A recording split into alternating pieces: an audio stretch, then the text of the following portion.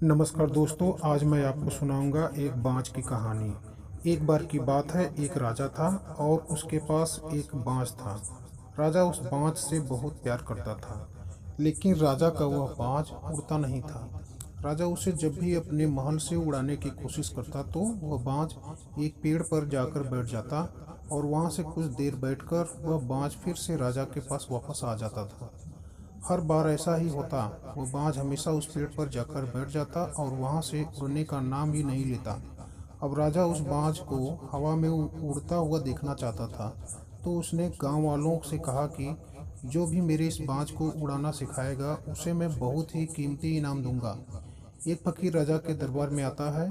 वह राजा से कहता है कि मैं आपके इस बाज को उड़ा सकता हूँ। राजा ने कहा, ठीक है। फकीर ने उस बाज को महल के बगीचे में ले गया और उसे वहां से उड़ाया।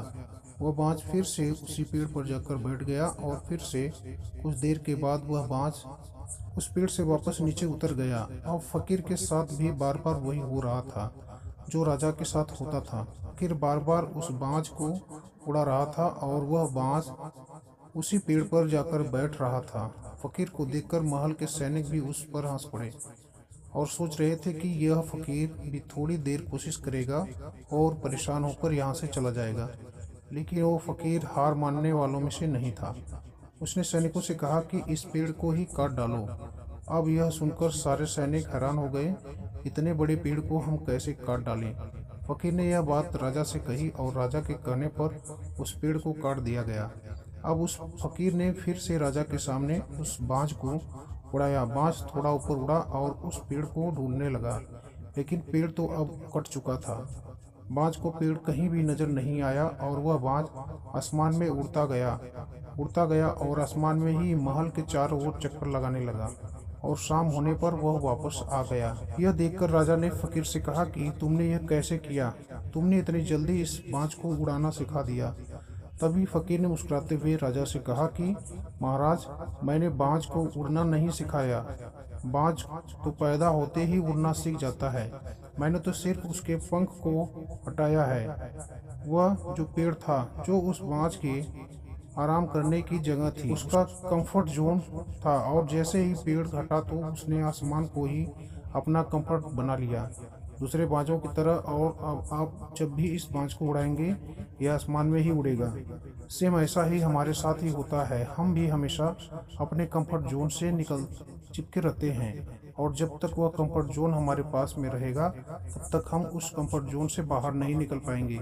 आपको भी उस कंफर्ट जोन को काटकर अपनी ज़िंदगी से हटा देना है। याद रखिए, आप अपनी ज़िंदगी से कंफर्ट जोन को निकाल नहीं सकते, आप सिर्फ अपना कंफर्ट जोन बदल सकते हैं।